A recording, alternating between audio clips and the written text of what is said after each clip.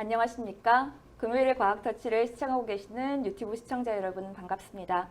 저는 진행을 맡은 부산과학기술협의회 강사 장은진입니다. 과학으로 만나고 소통하는 금요일의 과학터치를 통해 오늘 또 여러분의 과학 호기심은 채우고 궁금증은 해결하는 시간이 되길 바라봅니다. 오늘은 본강연 14번째 시간입니다. 우리의 일상 속에서 광범위하게 사용되는 자석에 대해 배울 수 있는 시간이 될 것 같습니다. 이번 시간에는 한국재료연구원 김영국 박사님께서 세라믹 자성 소재의 오늘과 내일이란 주제로 강연해 주시겠습니다. 강연을 들으시는 중 궁금한 점은 유튜브 채팅창에 질문 올려주시고요. 강연이 마친 후 질의응답 시간에 교수님께 여쭤보도록 하겠습니다. 오늘 실시간 방송 중 금요일의 과학터치가 바나나 우유를 쏜다 이벤트도 진행 중에 있습니다. 채팅창 상단에 고정되어 있거든요. 여러분 많은 참여 부탁드리고요. 그리고 응원의 댓글 많이 부탁드립니다. 댓글은 교수님의 강연과 관련 있는 내용만 부탁드립니다. 댓글을 많이 남겨주신 분들과 질문에 채택되신 분들께는 저희가 기프티콘을 보내드리고 있습니다. 그럼 지금부터 김영국 박사님 모시고 강연 듣도록 하겠습니다. 네, 안녕하십니까.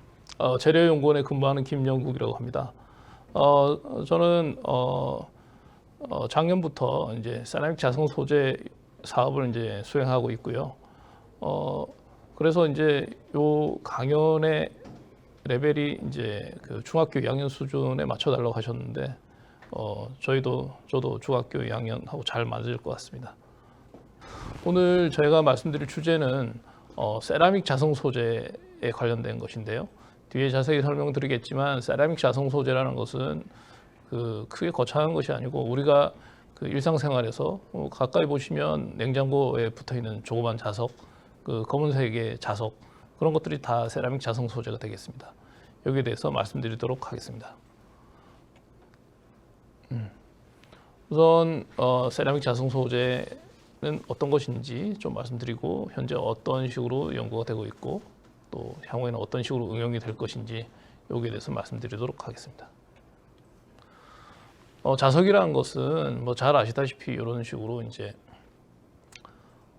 철이나 이런 것들을 잘 붙일 수 있는 그런 소재가 되겠죠.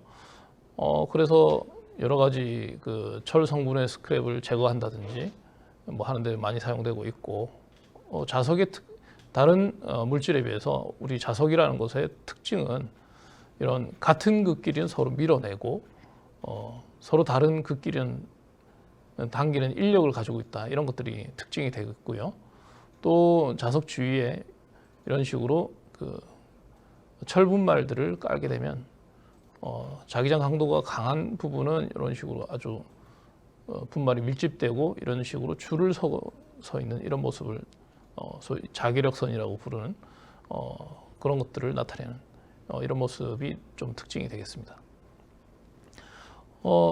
우선 이런 그 자석뿐만 아니라 지구 자체도 거대한 자석이다, 이런 것들이 알려져 있고요.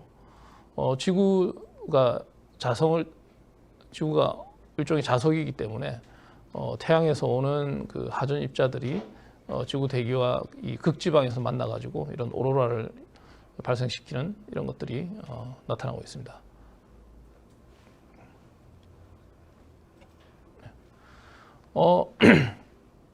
이런 지구나 일반 자석뿐만 아니라 또 생물체 내에도 이런 자석들이 들어있다고 알려져 있는데요. 예를 들어서 연어 아니면 또 비둘기 등의 이제 뇌 근처에 이런 조그만 이제 자성 입자가 존재해서 얘네들이 그 회유성 동물이잖아요. 얘네들이 고향을 찾아가는데 많은 도움을 받고 있다, 이런 것들이 다른 분들의 연구를 통해서 알려져 있습니다. 또 더불어서 특정한 세균 내에도 이렇게 그 자석들이 이렇게 박혀 있어 가지고 얘네들이 자기장에 대해서 반응하는 데 도움을 주고 있다, 그렇게 알고 있습니다.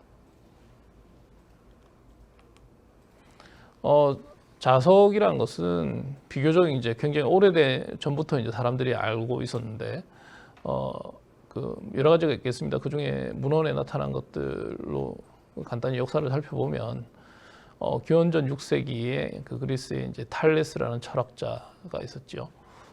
그분이 얘기하기를 이제 자석이 철을 당긴 이렇게 이제 자석 같이 철을 당기기 때문에 이런 자석 안에 어떤 영혼이 있지 않나. 그리고 이것은 이제 만물의 영혼이나 신이 깃들여져 있는 증거다. 뭐 이런 식으로 얘기를 했다고 그러고요.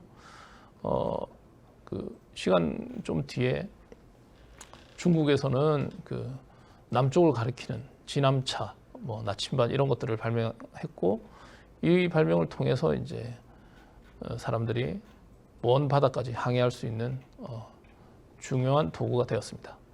그리고 그 뒤에도 이제 이런 그 자석의 현상에 대해서 사람들이 그냥 알고만 있었고요. 16세기에 그 영국의 길버트라는 사람이 그 데 마그네테라는 책을 쓰면서 여러 가지 자신의 주장과 그동안에 이제 사람들이 알고 있던 것을 정리를 했는데 우선 아까 말씀드렸다시피 지구가 하나의 거대한 자석이라는 그런 얘기를 했고요. 또 그 온도를 올리면 그 평소에 자석이 잘 붙는 철조차도 자석이 붙지 않는다. 이 자석이란 게 그 자석이 잘 붙는 상에서 잘 붙지 않는 상으로 이제 전이하는 온도가 있는데 그걸 이제 그 퀴리 부인의 남편 퀴리라는 분이 있었는데 그분의 이름 따서 퀴리 온도라고 그러는데요. 그 온도보다 높으면 자석이 붙지 않게 됩니다. 이런 현상을 이제 보고를 했고요. 또 이분이 주장한 게 그 달군 쇠를 망치로 두드려 가지고 자석을 만들 수 있다. 여기 이제 대장장이가 이렇게 쇠를 두드리는 모습이 있는데 뭐 이런 얘기를 했었어요. 이것은 이제 조금 가능성이 좀 떨어지는데 그래도 이제 아주 약한 자석이라마 만들 수 있다고는 합니다. 자, 그러다가 16세기에 와가지고 그 덴마크의 엘스테드라는 분이 이런 어떤 그 전선을 통해서 지나가는 전류가 자기장을 만든다. 그러니까 전선을 지나가는 자기장에 의해서 나침반이 돌아가는 것을 발견을 했고요. 프랑스의 암페어라는 분이 이것을 이제 유사하게 실험을 해서 이런 코일을 만들어 가지고 여기다 전류를 흘리면 마치 자석처럼 행동을 한다. 뭐 이런 것들을 발견을 했고 또 영국의 마이클 패러데이라는 사람이 이런 그 자기력의 변화를 주면 자기력선의 변화를 주면 이쪽 그 전혀 정기적으로 연결되지 않아도 새로운 전류가 유도된다. 그런 전자기 유도라는 것을 법칙을 발견했고요. 이게 보시다시피 이렇게 코일에다가 전류를 흘려줘서 자기장을 만들게 되면 이런 자기력선의 변화가 생기고 이에 따라서 정기적으로 연결되지 않아도 이렇게 전류가 흘러다니게 된다. 이것을 이용한 이 원리를 이용해서 이런 모터라든지 발전기라든지 이런 것들이 이제 사용되고 있고요. 그리고 뭐 컴퓨터 보시면 하드디스크 드라이버가 있는데 거기 기록 매체로 자성체가 사용되고 있고 그다음에 최근에 보니까 완구도 자성체를 이용한 완구가 있더라고요. 자, 이렇게 역사를 좀 살펴봤는데 우선 도대체 왜 자기장이 생기는지 뭐 아주 근본적인 거는 저도 알 수가 없습니다만은 대략적으로 이렇게 설명하고 있는 방향은 앞서 이제 엘스테드가 발견했다는 것, 그 전류가 흐르는 도선에 전류를 흘리면 이와 같이 주위로 이제 뺑뺑 도는 이런 자기장이 발생하게 되고 전류가 흐르는 것을 이렇게 고리를 만들게 되면 한 방향을 가리키는 자기장이 만들어지게 된다. 뭐 이런 것들이 이제 알려져 있고 더불어서 이렇게 코일을 만들고 전류를 흘리게 되면 이와 같이 막대 자석 비슷하게 이렇게 자기장이 이제 발생하게 된다. 뭐 이런 것들이 되겠습니다. 그래서 이런 그 원을 이루면서 흐르는 전류가 있으면 여기에 이제 자기장이 생길 수 있다. 이런 것들을 이제 알 수가 있고요.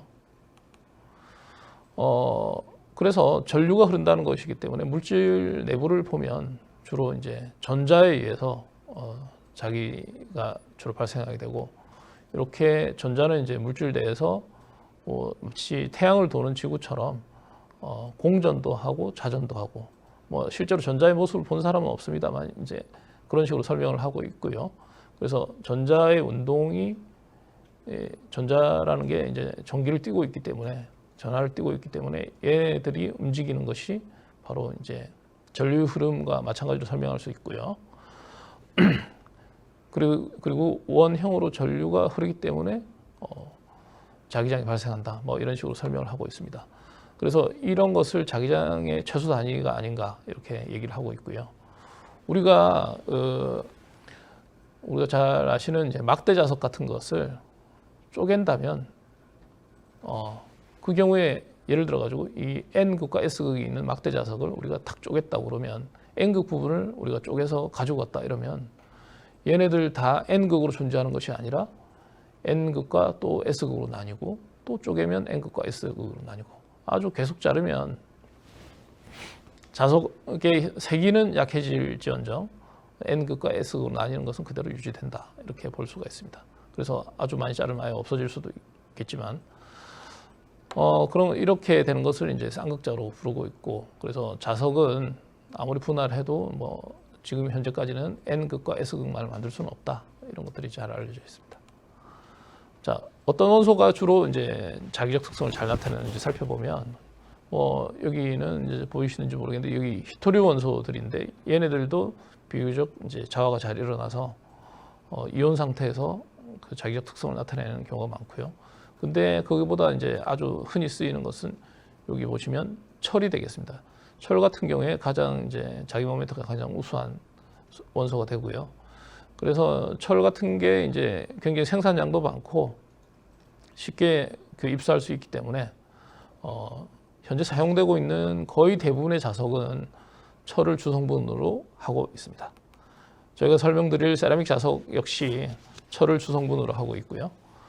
자, 그냥 이 자성하고는 좀 관계 없을 수도 있는데 철이라는 원소에 대해서 한번 살펴보면 재미있게도 이 우리 원소가 이제 한 원소에서 다른 원소로 변환할 때 핵융합이나 핵분열을 통해서 이렇게 일어난다는 건 다 잘 알고 계실 겁니다.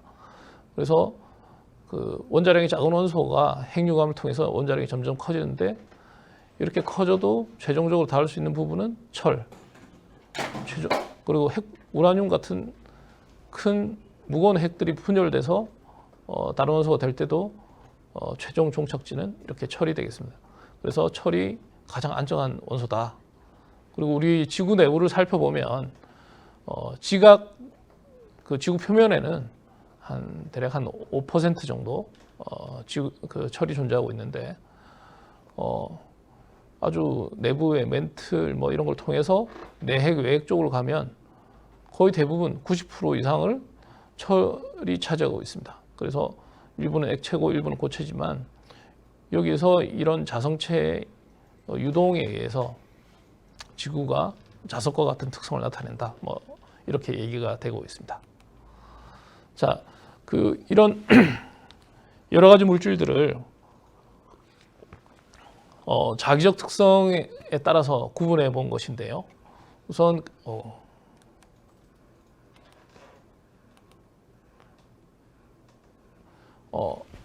크게 네 가지로 이제 구분을 할 수가 있습니다. 첫째로 이제 그 네 가지를 한번 읽어보면 반자성, 상자성, 반강자성, 강자성 이렇게 네 가지로 볼 수 있는데 우리 반자성 같은 경우에는 주로 이제 구리나 뭐 탄소 같은 거에서 많이 일어나고 있고요.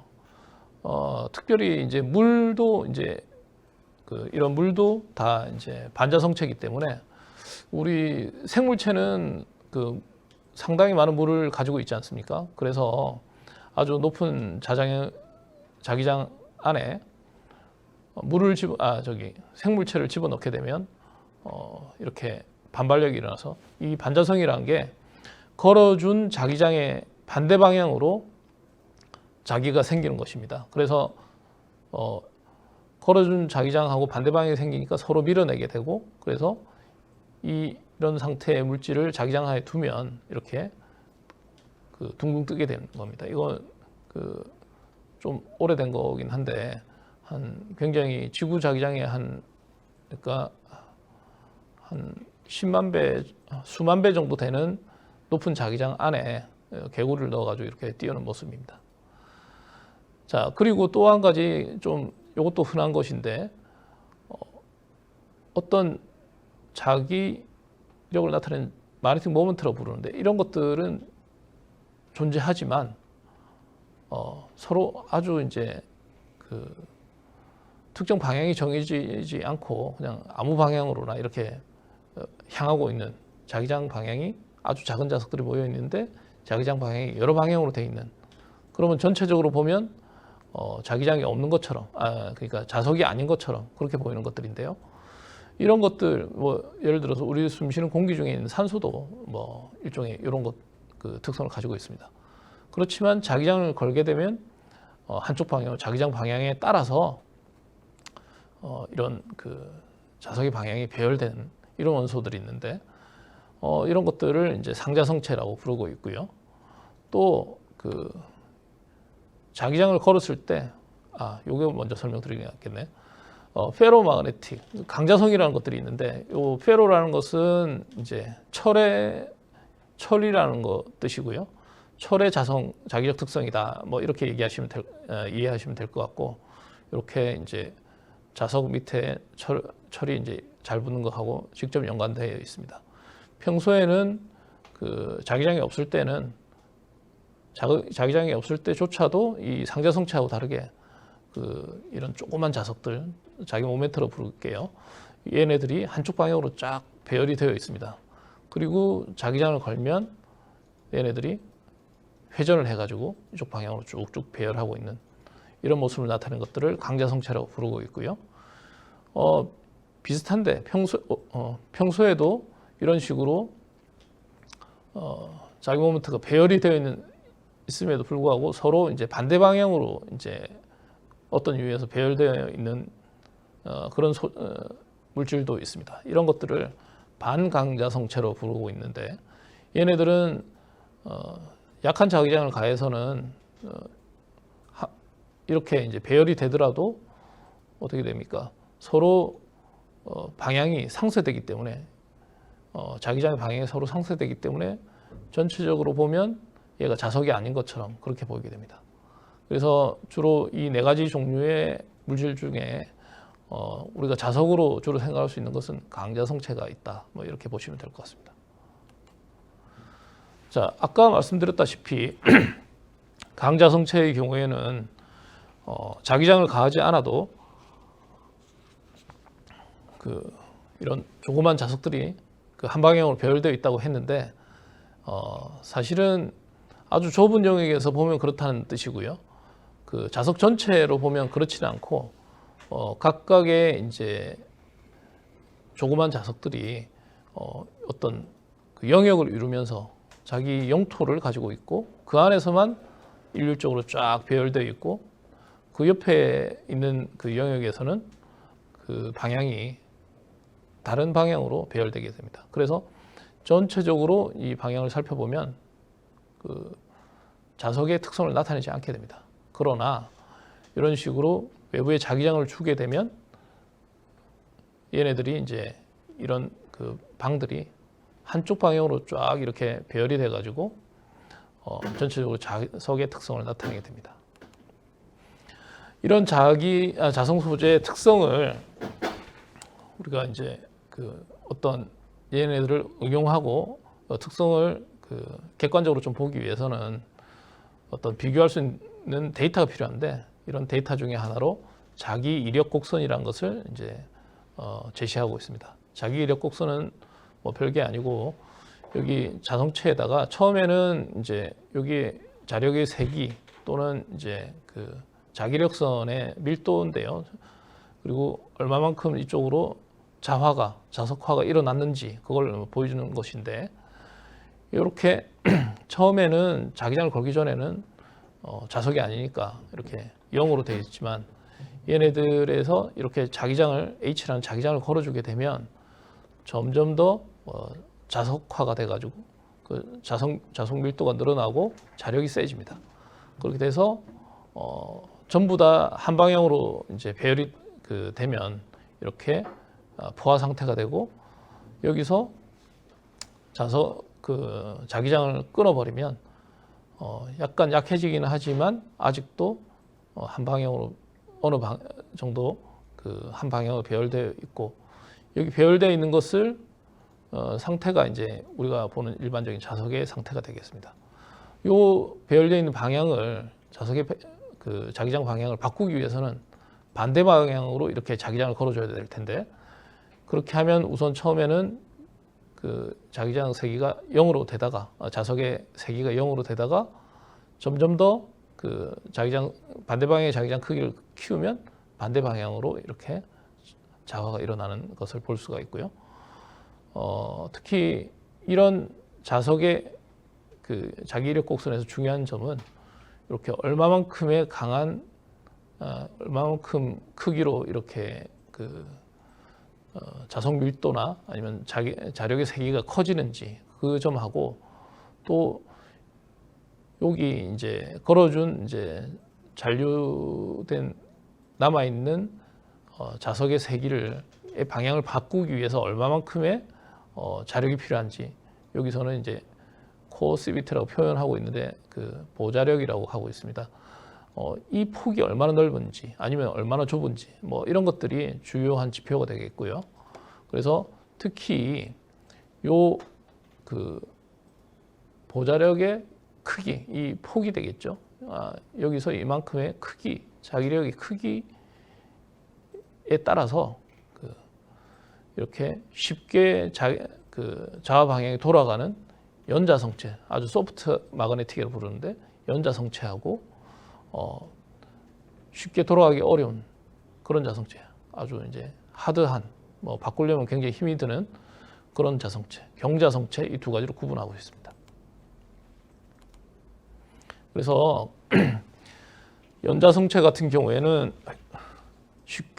자석이 쉽게 되고, 또 작은 자석만 걸어줘도 자석이 쉽게 되고, 또 그 자기장을 끊어버리면 자석이 거의 사라지게 된 그런 상태를 나타내고 있습니다. 그래서 우선 이제 외부에 걸어준 전류나 여기에 따라서 쉽게 자화가 일어나고 또 자화가 없어질 필요가 있는 변압기의 코어라든지 인덕터, 뭐 자기기록 헤드, 뭐 이런 정도에 많이 사용되고 있고요. 쉽게 자화가 변화되기 어려운 경자성체의 경우에 있어서는 여기 좀 잘못 썼는데 자성이 사라지기가 어렵습니다. 그래서 많은 자기장을 가해야 자성이 이제 변화하기 때문에 우리가 흔히 보는 자석, 영구 자석으로 주로 응용되고 있고, 또 하드디스크 같은 자기기록 매체에 사용되고 있습니다. 자석에 이용되는 소재로는 어떤 것이 있는지 한번 보시면 앞서 이제 19세기까지 이제 자석에 대해서 사람들이 이제 19세기 들어가지고 자석이나 전자기력에 대해서 사람들이 이해를 하기 시작했고요. 본격적으로 이제 그때까지는 이제 자연계에 존재하는 자철석이나 이런 것들을 자석으로 주로 이용해 왔는데, 20세기 들어오면서 그 새로운 물질들, 뭐 이런 그 새로운 물질들 대부분 초반에 개발된 것들은 철강에서 나온 것입니다. 철강에 여러 원소를 첨가해 가지고 뭐 이름은 KS 스틸, 뭐 NK 스틸, 뭐 이런 식으로 이름 붙였는데, 요거는 일본에서 주로 만든 것이고요. 이렇게 했는데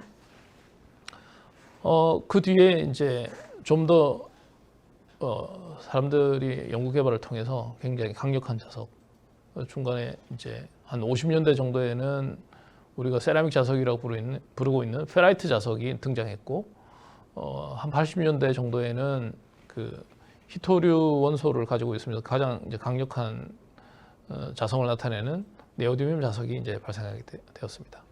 그래서 현재까지 이제 각각의 장단점이 있기 때문에 그 한 군데만 편중돼서 사용되지는 않고, 경제성 이런 걸 다 고려해가지고 볼 때 주로 사용되는 것은 이렇게 알리코 자석이라든지 우리 세라믹 페라이트 자석이라든지 네오디뮴 자석들, 뭐 이런 것들이 주로 사용되고 있고요.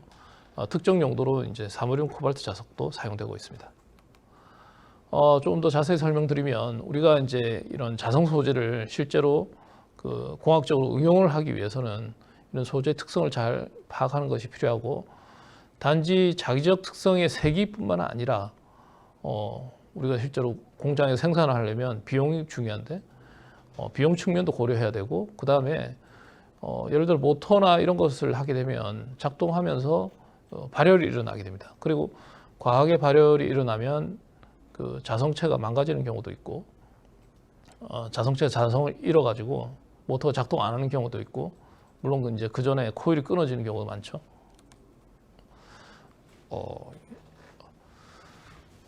그리고 그 세라믹 자석을 제외한 다른 자석은 그 금속으로 만들었기 때문에 쉽게 산화가 쉽게 일어나는 경우가 많습니다. 그래서 이런 산화나 이런 부식에 대한 저항성 이런 것도 중요한 기준이 되겠습니다.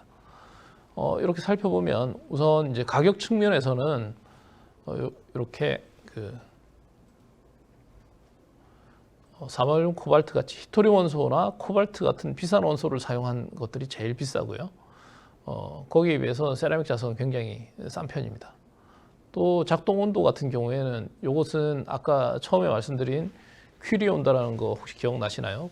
그것들하고 관련이 있는데 그렇게 그 작동 온도가 높은 것들이 이제 또 그 특정한 경우에는 필요한 경우도 있습니다. 우리 예를 들어서 우리 최근에 등장하고 있는 전기차의 모터 같은 경우에는 굉장히 이제 고속 작동을 통해서 열이 발생하기가 쉬운데 그런 경우에도 이런 비싸거나 또는 이제 특성은 좀 떨어지지만 내열성이 좋은 거, 높은 온도에도 작동할 수 있는 것들이 선호되는 경우도 있습니다. 그리고 그 부식 저항 같은 경우에는 세라믹 자석이 사실 이제 다 산화물이니까 산화물이라는 것은 산소와 결합한 물질들인데 얘네들은 그 우리가 아는 녹 같은 것하고 뭐 큰 차이가 없으니까 더 이상 산화되지가 않습니다. 하지만 이제 금속 자석의 경우에 특히 히토류가 들어간 네오디뮴, 사마륨 들어간 히토류 자석 같은 경우에는 쉽게 산화가 일어나서 대부분 이제 판매하는 제품들은 표면에 니켈 같은 것들을 코팅을 하게 됩니다. 또 이제 자석이라면 가장 중요한 자기적 특성은 우리 네오디뮴 자석이 제일 우수하고요. 세라믹 자석은 거기에 대해서는 좀 떨어지지만 그래도 이제 어느 정도 나타내고 있습니다. 자, 그래서 이런 특성을 고려해서 우리가 소재를 선택하게 되고요. 좀 더 정량적으로 살펴보면 우리가 그 대표적인 자석인 페라이트하고 그 네오디뮴 자석을 살펴보면 네오디뮴 자석이 그 생산되는 양은 뭐 전체 생산량, 자석 생산량의 한 무게로 따지면 한 11% 정도 되고 거의 한 86% 정도의 대부분의 자석은 이제 페라이트 자석. 그래서 우리가 일상생활에서 많이 접하게 되는데 이게 어떤 자석인지는 잘 모르시는 분들이 많았을 겁니다. 그리고 좀 높은 온도에 작동하는 쪽으로 특수 용도로 이제 사마륨 코발트 같은 것들이 이제 생산이 되고 있고요.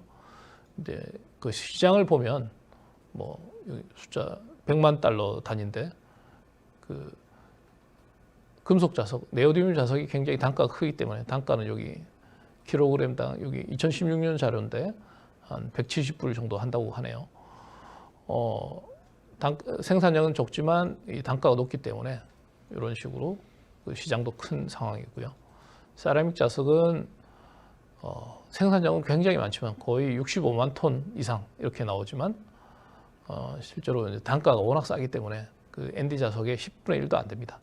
그렇기 때문에 비교적 이제 시장은 좀 크지 않은 편 이렇습니다. 그래서 네, 그렇고요. 그래서 우선 이제 저희 이번 시간에 이제 말씀드리려는 내용은 주로 세라믹 자석이기 때문에 세라믹 자석의 응용에 대해서 말씀드려 보면 아까 말씀드렸다시피 그 냉장고에 붙이는 것들도 있고 그 우리 보시면 냉장고나 세탁기 이런 쪽에 보시면 안에 모터가 달려 있는데 그런 정도의 이제 출력을 나타내는 모터들은 이제 우리 세라믹 자석을 이용해서 생산이 되고 있습니다. 또 이제 대표적인 공산품인 자동차를 살펴보시면 여기 내부에 그 아주 대출력을 필요로 하는 것이 아니라 일반적인 출력, 예를 들어서 이제 그 창문을 올리고 내린다든지 안에 이제 먼지 같은 걸 닦는 와이퍼가 돌아가는 모터, 뭐 이런 것들은 그 우리 세라믹 자성 소재 페라이트를 이용한 그 모터들이 많이 사용되고 있고요. 양적으로 따져보면 그 2000cc급 이제 자동차에 뭐 40개 정도 이 세라믹 자성 소재가 사용된다고 하고 있고, 총 무게는 한 1.5kg 정도 사용되고 있다고 합니다. 그래서 이런 세라믹 자성 소재는 자기만의 응용 분야를 이런 식으로 가지고 있습니다. 좀 더 이제 물질적인 특성을 한번 알아보면, 세라믹 자성 소재는 페라이트, 다 이제 철하고 산소가 들어있기 때문에 철산화물이라는 의미로 페라이트라고 부르고 있는데, 이 페라이트 조성은 크게 이제 그 경자성 조성, 모터 같은 데 사용되는 경자성 조성하고, 다른 모터 말고 이제 변압기 이런 데 사용될 수 있는 연자성 조성, 변압기보다는 이제 그 전자부품 쪽으로 많이 사용되고 있는데, 그런 두 가지 조성으로 이제 나눌 수 있고요. 결정 조성을 살펴보면 이렇게 이제 다른 금속하고 그 철의 비율이 1대2인 경우에 여기 사용되는 금속들은 망간, 니켈, 뭐 철도 가능합니다. 코발트, 마그네슘 이런 이가 금속 이온들이 사용되고 있는데, 얘네 경우에는 연자성체, 아주 이제 보자력이 아까 말씀드린 자기력 곡선의 폭이 굉장히 작은 그런 연자성체로 주로 사용되고 있고, 모터나 이런 데 사용되는 경자성체는 이런 바륨이나 스트론튬, 칼슘 이런 금속하고 철의 비율이 1대12인 그 육각형 모양의 결정을 가지는 이런 이제 물질들이 많이 사용되고 있고, 이런 애들은 이제 경자성체로 분류되고 있습니다. 특이할 점은 아까 처음에 이제 그 물질들을 자기적 특성에 따라서 네 가지로 구분했는데, 여기 페라이트라는 것은 좀 애매한 특성을 가지고 있습니다. 페라이트의 이제 이런 자기 모멘트, 아주 기본적인 근본적인 자석의 배열을 살펴보면 이렇게 아주 큰 자석 옆에 반대 방향의 작은 자석이 존재하는 이런 상황이 됩니다. 이렇게 유사한 이제 구조로 반강자성체라는 게 있었는데, 반강자성체는 이제 자기장을 가하지 않으면 이렇게 위쪽을 향하는 거하고 아래쪽을 향하는 것이 정확하게 상쇄돼가 그 저하값이 0이 되는데, 페리자성이라는 페리마그네티즘이라는 이런 자성 특성은 서로 크기가 다르기 때문에 다 합쳐서 일부 상쇄되지만 강자성체처럼 이렇게 한쪽 방향에 자기적 배열이 남아 있는 상태가 됩니다. 그래서 우리가 그 세라믹 자성체는 이제 개념적으로 보면 강자성체하고 반강자성체의 한 중간 정도 모습이 아닌가. 그래도 오히려 이제 반강자성체에 가깝습니다. 자, 이런 세라믹 자성체가 어떻게 생산되는지 이제 그 과정을 한번 보면, 우리가 세라믹이라는 것이 아시다시피 도자기지 않습니까? 도자기는 어떻게 만드나요?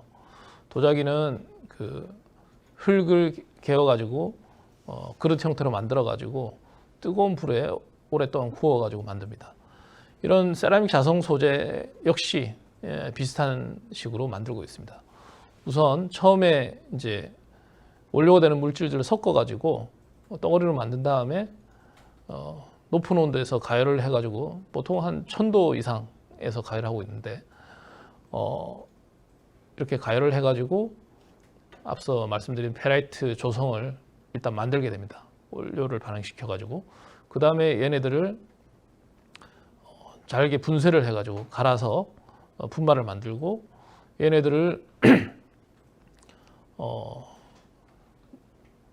자기장을 건 상태에서 이렇게 분말을 틀에 넣어가지고 찍어내게 되면 어떤 입자들 자체가 이제 분말들이 배열을 하게 되고, 하여튼 그런 상태의 성형체들을 건조하고 높은 온도에서 다시 굽게 되면 아주 분말이 아니라 아주 단단한 형태의 그 자석의 원료가 이제 탄생하게 되고요. 여기서 표면을 적절하게 가공을 하고 외부에 자기장을 걸어 가지고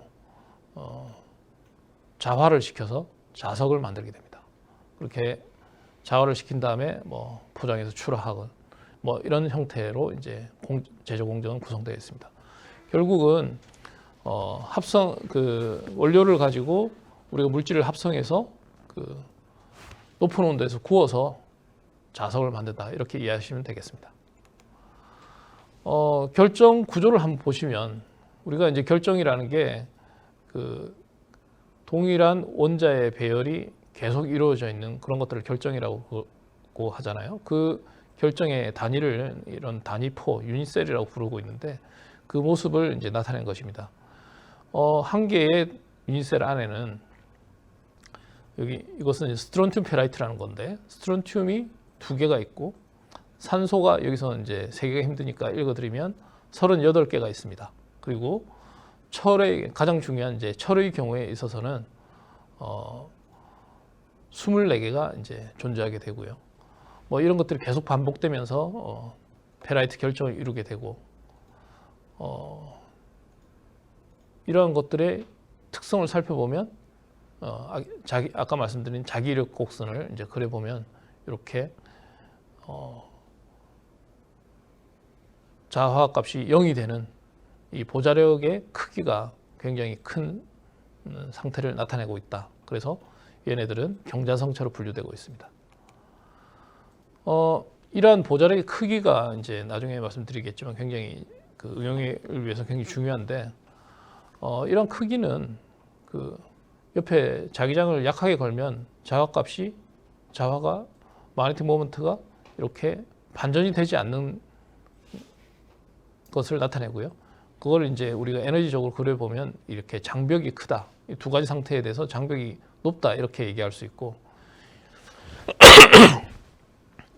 일상적으로 이렇게 입자가 큰 상태에서 우리가 볼 수 있는 자석의 경우에 있어서는 이 장벽이 높기 때문에 한쪽 방향으로 이제 배양이 자화가 이제 놓여져 있으면 옆에 자기장을 어느 정도 걸어 가지고는 쉽게 회전하지 않습니다. 그러나 이제 굉장히 강한 자기장을 걸어주게 되면 얘네들이 이제 다른 방향으로 돌아가게 되는 거죠. 근데 입자 크기를 굉장히 줄이게 되면 이 장벽 크기가 낮아지게 됩니다. 낮아지게 되면 그냥 열 에너지보다 더 장벽 크기가 낮아지기 때문에 그냥 얘네들이 한쪽 방향으로 배열되어 있는 게 아니라 강자성체임에도 불구하고 그냥 그 무작위적인 방향으로 그냥 배열되어 있고 뭐 이런 것들을 초상자성이라고 부르고 있는데 그냥 이런 게 있다는 걸 아시면 될 것 같습니다. 이런 그 쉽게 어떤 결정의 경우에 있어서는 어떤 방향으로는 쉽게 그 자화가 쉽게 되고 어떤 방향으로는 굉장히 어렵습니다. 이런 것들을 그림으로 표시했고요. 이런 물질의 결정 구조에 따라서도 이렇게 자화가 되는 방향이 되는 방향이 서로 다른 모양을 나타내고 있고 그 이방성을 나타내는 에너지의 크기도 다르게 됩니다. 이렇게 보시다시피 물질과 그 조성에 따라서 이렇게 서로 다른 값의 이제 그 아까 보여드린 그 자기 장벽 값을 나타내고 있고요. 이 장벽이 높이면 높을수록 그 아까 말씀드린 보자력이 크다. 뭐 반드시 그런 건 아니지만 높이면 높을수록 보통 이제 보자력이 큰 자석이 되겠습니다. 그래서 우선 왜 보자력이 커야 되는지 한번 보시면 우리가 이제 이렇게 모터를 모식적으로 그려본 건데요. 모터라는 것이 가운데 이제 어떤 코일을 만들어 가지고 여기에 이제 그 정류를 흘리면 얘네들이 일시적으로 자석이 됩니다. 근데 여기서 만드는 자기장이 있을 것인데 이 바깥쪽에 우리가 얘네들을 이런 식으로 회전시키기 위해서는 이제 영구 자석을 가지고 이렇게 배치를 해 놓은 상태인데 여기서 이 회전자 자체가 자기장을 나타내고 있기 때문에 얘가 큰 자기력을 나타내게 되면 이 영구 자석 자체가 자기력이 약해진다든지 방향이 반대가 되면요 변질을 한다든지 뭐 이런 일이 발생하게 되고 결과적으로 모터는 제대로 작동할 수 없게 될 것입니다. 그래서 우리가 이제 자기장을 걸어줘도 쉽게 자기장 방향이 그 자석의 자기 방향이 변하지 않는 이런 보자력이 큰 경자성 소재가 모터에는 주로 필요하게 되는 이유가 여기에 있고요. 우리가 이제 자석 자체를 좀 자세히 살펴보면 이게 이제 고리 모양의 자석을 이제 상용으로 만들고 있는 것인데, 자세히 살펴보시면 이 현미경으로 살펴보면 이렇게 이제 우리가 분말을 구워가지고 만들었기 때문에 이렇게 분말이 굳어진 상태로 이렇게 나타나고 있습니다. 이것은 확대해 보면 아마 이런 결정 구조를 가지고 있게 되겠죠. 분말의 크기에 따라서 이 내부의 자기장 방향은 이렇게 이제 한 개의 분말에 이제 한 방향으로 자화되는 경우도 있고, 또 크기가 크면 한 개의 분말 내에 이렇게 여러 개의 방향으로 배열되어 있는 그 분역이라고 합니다. 도메인이라고 하는데, 분역이라고 하는 것이 존재하게 돼서 다분역체가 되는 거죠. 이런 경우도 있고 경우도 있습니다. 자, 그래서 아까 좀 말씀드린 것 중에 특정 방향으로는 자화가 쉽게 되고 특정 방향으로는 자화가 어려운 경우가 있습니다. 그래서 자화가 쉽게 되는 방향으로 그 결정들을 쫙 배열해 놓으면 쉽게 자화가 되고 얘네들이 잘 유지되게 됩니다. 그래서 우수한 특성을 가지는 자석을 만들기 위해서는 결정의 방향을 한 방향으로 딱 정렬시키는 그런 일들을 사람들이 하고 있고, 이런 방식을 통해서 특성이 우수한 자석들을 만들어내고 있습니다. 더불어서 이 자석의 크기가 자석을 구성하는 입자들의 분말들의 크기가 클 때, 그리고 아주 작을 때, 여기에 특히 보자력의 측면에 있어서는 굉장히 차이가 많이 나는데, 아까 말씀드렸다시피 입자 크기가 크면 내부의 자화의 방향이 여러 군데인 분역들이 존재하게 됩니다. 이런 경우에 있어서는 외부에 자기장을 걸면 이런 분역들이 이동하면서, 그러니까 특정 자기장하고 유사한 방향에 이런 분역들이 성장하기 때문에 좀 약하게 자기장을 걸어줘도 이런 회전 결정적으로 얻어지는 자화의 방향 변화가 좀 잘 일어나는 편입니다. 그리고 아주 작게 되면 열 에너지보다 이제 이런 벽의 장벽의 높이가 낮아져 가지고 그냥 어떤 방향을 따로 주지 않아도 열 에너지에 의해서 막 얘네들이 회전하게 됩니다. 그래서 우리가 거시적으로 볼 때는 얘네들이 자석이 아닌 것처럼 보이게 되는 거고요. 또 그래서 이제 딱 중간 지점에 한 개의 분말이, 한 개의 입자가 한 방향의 자화를 가지는 단자구라고 부르고 있는데요. 이런 형태의 자기 배열을 가지고 있는 경우가 있습니다. 이런 것들은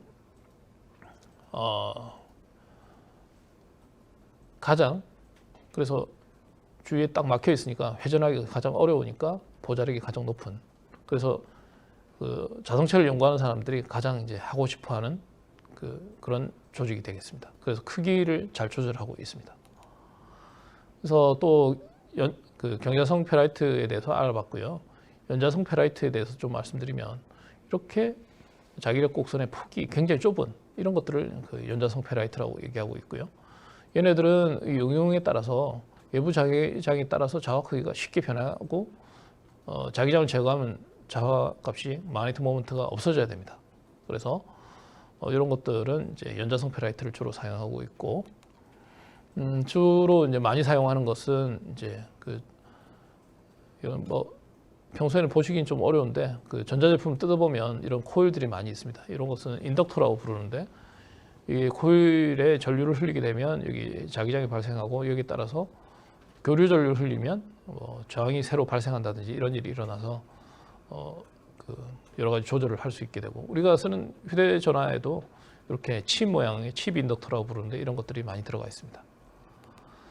그리고 이제 전자제품이 이제 사용될 때 발생하는 노이즈, 그러니까 잡음 같은 것들이 때문에 어떤 간섭이 일어나는 경우가 있는데, 이런 걸 막기 위해서도 이제 연자성체가 사용되고 있고요. 외부에서 오는 자기장을 차폐하기 위해서, 그러니까 지구 자기장도 굉장히 약하지만 어떤 경우에는 특성을 측정한다든지 이럴 때 영향을 줄 수가 있습니다. 그런 것들을 완전히 차폐하기 위해서는 이런 그 자성체를 이용한 통을 만들어 가지고 그 안에 우리가 필요한 계측 장치를 집어넣는다든지 이런 것들도 하고 있습니다. 자, 지금까지는 기존에 이제 주로 현재까지 주로 많이 사용한 분야에 대해서 말씀드렸고, 그 앞으로는 어떤 분야가 좀 많이 연구되고 있나 살펴보면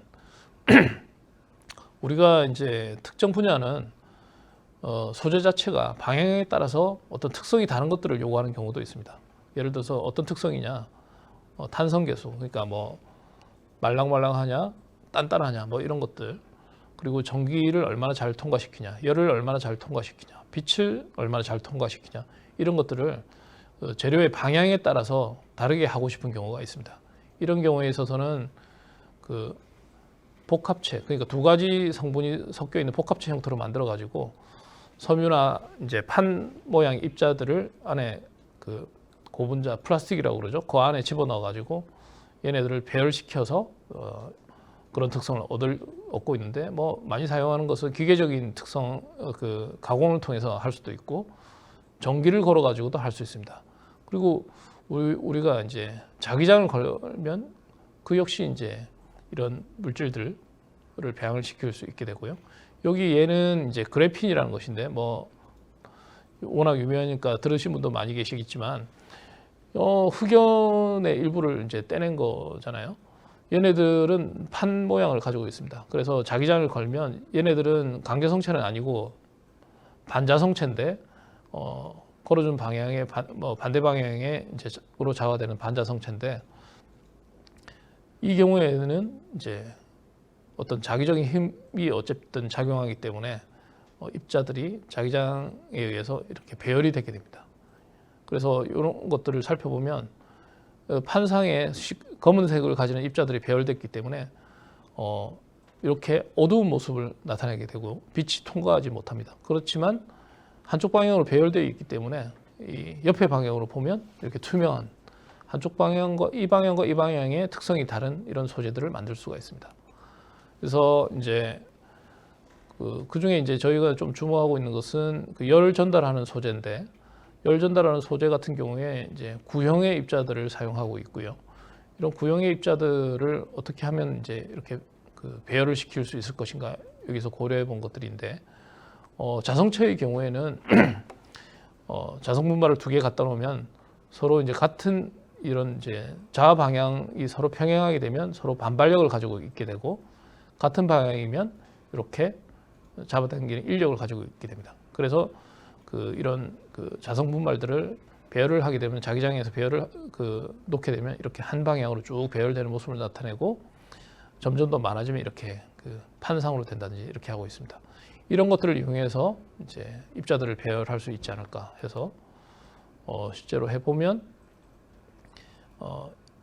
처음에는 그 입자 개수가 작으면 이렇게 선 모양으로 체인 모양으로 배열되지만 많으면 이렇게 다발 형태로 나타나고 있습니다.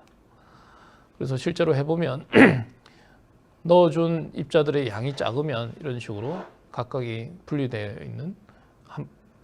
있지만 이렇게 줄을 서 있는 체인 모양으로 배열되고 있고, 점점 더 넣어준 양이 많아지면 그래도 이제 어느 정도 되지만 너무 많으면 아예 이제 입자들끼리 마찰에 의해서 제대로 배열되지 못하고 있습니다. 그래서 열 전달 특성을 나타내는 열 전도도를 살펴보면 자기장을 가하지 않았을 때에 비해서 자기장을 가하면 한 두세 배 정도 높은 열 전달을 잘하는 모습을 알 수가 있습니다. 마지막으로 이제 제가 소개해드리고 싶은 이제 분야는 연성 소재, 소프트 머티리얼 분야입니다. 얘네들은 이제 말 그대로 말랑말랑한 소재가 되겠고요. 그래서 복합체 내에 재성 소재를 이제 분산시켜 가지고 자기장을 걸게 되면 이렇게 형태가 변형되면서 물건을 찝는다든지 이동을 한다든지 이렇게 사용될 수가 있습니다. 여기서 뭐 보통 3D 프린팅 뭐 이런 것들이 많이 사용되려고 하고 있고요. 그리고 이것을 이용해서 이거 잘 보이실지 모르겠는데 그 해파리 있잖아요. 해파리처럼 헤엄치는 그런 것들을 만들 수 있고, 어떤 아주 미세한 표면을 걸어 다닐 수 있는 이런 일종의 로봇을 만들 수가 있습니다. 이런 것들이 실제로 어떻게 쓰일 수 있는지 마지막으로 살펴보고 끝내도록 하겠습니다. 우선은 그동안에 많이 연구되어 왔던 것은 자기장을 가했을 때 안에 있는 약물을 그 이제 치료제를 특정 부위에 이제 보내가지고 거기서 약물을 내놓는 그 약물 전달체로 이제 많이 사용되어 왔고, 또 이렇게 혈전을 있어가지고 막혀 있는 혈관들을 뚫기 위해서 뭐 스텐트나 이런 것들이 사용되고 있는데, 이렇게 조그만 로봇을 보내가지고 뚫어주는 이런 것들도 가능하고요. 또 이제 그 내시경 같은 경우에 끝에서 잘 구부러뜨리기가 어려워서 이제 막혀 있는 그 잘 방향 조절이 어려운데 끝에 이런 자성 소재를 달게 되면 쉽게 구부려지면서 이제 방향 조절이 쉬운 그런 내시경을 만든다든지 뭐 이런 식으로 의료 분야에 응용시키기 위해서 많은 연구를 하고 있습니다. 네, 이상으로 이제 자성체, 세라믹 자성체의 그 응용 현황과 향후에 이제 주로 많이 하고 있는 방향에 대해서 말씀드렸습니다. 네, 감사합니다. 네, 박사님 강연 감사합니다. 긴 강연 하시느라고 목도 자주 마르시고 그렇죠. 교수님 강연 도중에 질문이 많이 들어왔습니다. 일단 가장 먼저 질문 올려주셨던 분인데요. 꾹찌님이세요. 꾹찌님인데 안녕하세요 박사님. 중학교 1학년인데요. 자석은 아는데 세라믹이 뭔가요? 라고 질문 주셨습니다. 네, 제가 말씀드리면 우리가 이제 세라믹이라는 것은 이제 영어 사전 찾아보시면 세라믹이라는 것은 이제 도자기, 우리 그릇이나 이런 것들 도자기가 되겠고요. 학문적으로 정의는 이제 그냥 금속이 아니라 우리 그 철이나 이런 금속이 아니라 금속에 산소가 붙어 있는 어떤 산화물이라고 부르고 있는데 뭐 이런 조성으로 그 내부 성분은 되어 있고, 만들 때는 이제 분말 형태를 우리 도자기 만들 때처럼 분말 형태를 만들어 가지고 성형을 해서 높은 온도에서 구워서 만드는 그런 것들을 세라믹이라고 하고 있습니다. 네. 네. 이예련님 정말 열심히 강연 들어주셔서 너무나 감사드리고요. 질문을 굉장히 많이 주셨거든요. 일단 식물에도 어류에도 자석이 있다면 살아있는 모든 것에는 자석이 존재한다고 봐도 될까요? 라고 질문 주셨습니다. 그 좀 과도한 것 같고요. 뭐 모르겠습니다. 우리 어떻게 비슷한 거로는 우리 혈액을 살펴보시면 우리 적혈구 같은 경우에는 내부에 이제 철을 포함하고 있는데 그래서 철이 자성 이온이기 때문에 약간의 이제 아주 높은 자기장을 걸면 약간의 영향을 받을 수도 있지 않을까 생각하고 있는데, 그렇지만 이제 우리가 눈에 보일 정도로 반응을 할 정도의 이제 세기는 아니고요. 지금 제가 알고 있는 것으로는 발견된 게 뭐 연어 같은 거, 그 다음에 비둘기, 그 다음에 이런 자성세균, 뭐 이런 것들이 주로 이제 그 자성체를 내부에 포함하고 있다는 것이지, 뭐 우리 모든 생명체가 다 그걸 가지고 있다는 것은 아닙니다. 네, 네, 비슷한 질문을 주셨는데요. 강진님과 이혜련님, 연자성과 강자성의 활용도는 다른가요? 또 그렇다면 연자성체와 강자성체의 다른 용도에 쓰여지는 것들은 어떻게 분류할 수 있나요? 질문 주셨습니다. 네, 강자성체 안에 경자성체하고 연자성체가 이제 들어 있고요. 우리 이제 경자성체 같은 경우에는 쉽게 보면 이제 모터, 우리 뭐 세탁기나 뭐 냉장고 이런 데 들어가는 모터, 자동차에 요새 전기 자동차에 들어가는 모터에도 사용되고 있는데, 이런 거에 이제 주로 경자성체가 사용되고 있고, 연자성체는 외부 자기장에 의해서 쉽게 이제 좌우 방향이 바뀌어야 되기 때문에 이런 것들은 보시면 우리 동네 요새는 뭐 전신주가 별로 없는데 동네에 있는 변압기, 이런 변압기 같은 데 많이 사용되고 있고요. 그 다음에 우리 전자제품 안에 뜯어보면 인덕터라는 전자부품이 있는데 얘네들도 이제 연자성체가 대부분 사용되고 있습니다. 예, 그렇습니다. 예. 네. 아까 꾹지님 질문 주셨는데 이 질문도 우리 학생들은 되게 관심을 가질 것 같아요. 자력을 걸어주는 방법은 무엇인가요? 어떤 방법으로 자력을 걸어주는지요? 질문 주셨습니다. 네, 제일 좋은 방법은 제일 편한 방법은 자석을 갖다 대는 것입니다. 그렇지만 우리가 이제 자연계에서 구할 수 있는 자석의 특성이 아주 제한적이라 가지고 보통 사용하는 방법은 아까 제가 보여드린 장표 중에 맨 첫 번째 장표에 있는 것인데요. 전자석을 만들어 가지고 코일에 전류를 흘리면 자기장을 나타낸다고 그랬지 않습니까? 그래서 전자석을 만들어 가지고 코일을 둘둘 감은 전자석을 만들어서 얘네들을 이용해서는 아주 높은 자기장을 얻을 수가 있습니다. 주로 그런 식으로 이제 자화를 시키고 하고 있습니다. 예. 네. 우리 이혜련님 열심히 들어주셨던 이혜련님께서 자석 대용으로 자석의 역할을 하는 대체품도 있을까요? 라고 질문 주셨습니다. 요새 이제 저희는 별로 하고 있지 않지만 기존의 자석 뭐 보통 이제 철이 들어가거나 히토리 원소가 들어가거나 뭐 이런 식인데 그런 게 아니고 유기물을 가지고 세기는 약하지만 자기적 특성을 나타내는 뭐 강자성체에 가까운 그런 물질을 개발하는 분들도 계시고 어느 정도 성공하고 있다고 제가 알고 있습니다. 예. 아, 네. 방금 히토리오 말씀하셔서 찐행복님께서 질문 주셨습니다.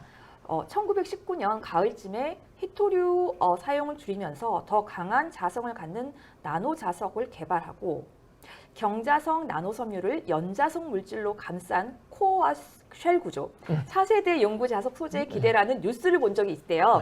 얼마만큼 연구가 되고 있는지 궁금하시답니다. 네. 네, 우선 두 번째 거 먼저 경자성 바깥에 연자성을 둘러싸는 그런 자석을 만든다. 뭐 그런 것들은 왜 만드냐면 경자성체 소재 자체에 한계가 있기 때문에 바깥쪽에 연자성체를 이제 둘러싸게 되면 약간의 아주 얇게 둘러싸면 연자성체 자체도 경자성체처럼 영구자석이 됩니다. 그것은 이제 아주 얇은 두께만 그렇게 되고 일반적으로 경자성체에 비해서 연자성체가 이제 자화가 잘 됩니다. 그래서 둘 사이에 이제 아주 시너지 효과라고 그럴 수 있겠죠. 그래서 아주 자기적 특성이 좋아지는 그런 것을 이제 연구들을 하고 있고 아직까지 이제 큰 자석에서는 쉽게 달성하기 어려운 상황이고요. 그 다음에 이제 히토류를 사용하지 않는 자석.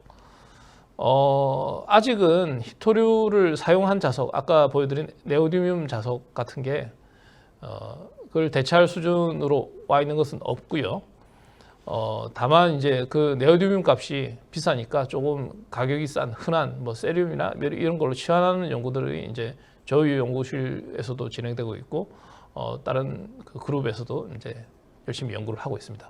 그래서 주로 이제 금속 자석의 경우에 히토류의 단가가 굉장히 문제인데 그런 것들을 좀 낮출 수 있고 쉽게 이제 히토류 공급이 좀 어려운 경우가 많으니까 그런 것들을 해소할 수 있는 방안을 연구하고 있습니다. 예. 네, 박사님 감사합니다. 네. 이혜련님 질문을 많이 주셔서 마지막 질문의 궁금증까지 해드리고 저희가 당첨자 발표드리겠습니다. 아까 TV에서도 자석이 쓰인다고 했는데 어떤 부분에 어떤 역할로 쓰이는지 궁금하신다고 합니다. 네. TV에도 들어있을 것 같습니다. 뭐냐면 TV를 혹시 수리를 하신다든지 이렇게 보시면 아무래도 전류를 공급한다든지 이런 기판들이 안에 많이 들어 있습니다. 그 기판 위에는 여러 가지 전자부품이 있는데 그 중에 하나가 인덕터라는 검은 이제 도넛 같은 모양의 코어에다가 코일을 감아놓은 그런 것들이 있습니다. 뭐 그런 것들이 아마 연자성체를 주로 이용하고 있는 것이 되겠고요. 옛날에 이제 지금은 뭐 별로 안 씁니다만 브라운관 그러니까 CRT라는 디스플레이를 많이 사용했어요. 거기 보면 이제 전자가 나와가지고 형광판을 때려서 빛을 내게 되는데 이 전자의 방향을 조절하는 데 있어서도 이제 자기장을 걸어가지고 전자의 방향을 조절하고 있는데 여기서도 일부 이제 효율을 향상을 위해서 자석이 사용되는 경우도 있었습니다. 네. 네, 감사합니다. 오늘 열심히 시청해주시고 또 응원의 댓글 달아주시고 질문 올려주신 분들 너무나 감사드리고 댓글 당첨자 발표드리겠습니다. 찐행복님, 이예련님, 최힐링여행TV님, 꾹찐님, 아자아자님, 쥐돌이맘님 축하드리고요. 댓글 당첨자님들은 아래 나가는 이메일로 연락처 남겨주시면 저희가 기프티콘 보내드리겠습니다. 그리고 그 질문 주셨던 분들, 저희가 아까 교수님한테 질문 여쭸던 아이디 분들께서도 꼭 이메일로 연락처 남겨주시면 감사하겠습니다. 여기서 이제 끝인사 드려야 될 것 같습니다. 오늘 정말 유익한 강연 들려주신 김용국 박사님께 감사드리고요. 지금까지 시청해주신 유튜브 시청자 여러분께도 정말 감사드립니다. 코로나19가 너무나 이렇게 극성입니다. 항상 안전하고 또 건강한 시간들 보내시고 저희는 9월 17일 15회차 금요일의 과학터치는 9월 17일 금요일에 다시 여러분을 찾아뵙도록 하겠습니다. 감사합니다. 안녕히 계십시오.